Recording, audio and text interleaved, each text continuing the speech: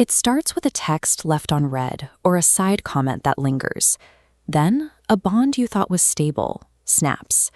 The distress following a friendship rupture is often sudden and completely overwhelming. Danielle Bayard Jackson's research highlights the specific frictions that define these moments: the sharp sting of jealousy, the weight of constant comparison, and the pain of exclusion. We often categorize these experiences as petty drama, minor social inconveniences that adults should simply outgrow or ignore. Yet the emotional reality rarely matches that description.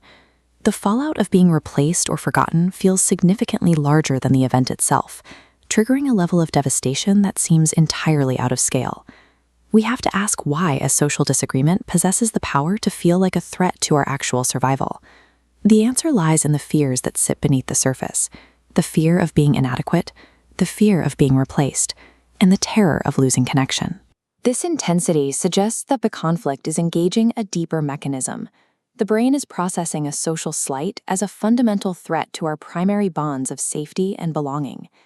To understand this reaction, we need to look at the internal landscape. A friendship is rarely a simple social connection. It is often woven into our very sense of self. Our emotional operating system manages vital needs: identity, belonging, and safety. When a friendship wires into this network, it becomes a regulator. We route insecurities into the connection, expecting it to neutralize fears. This heavy psychological weight strains and fractures the relationship, a system failure.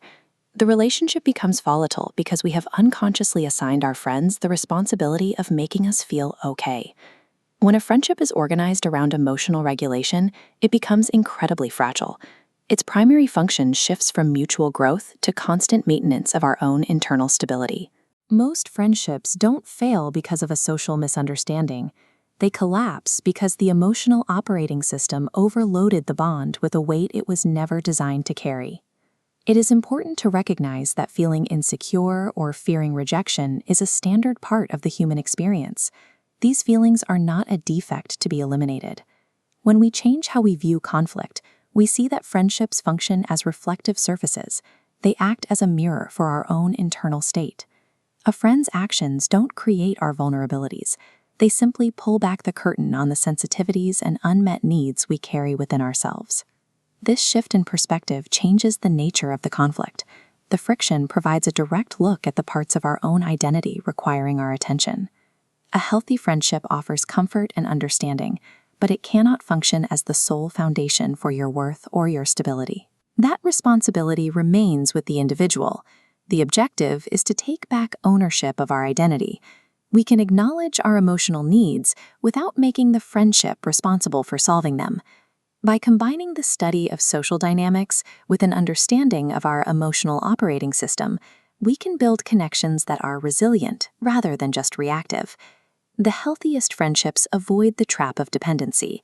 They consist of two self-aware people who help each other face their insecurities without abandoning themselves.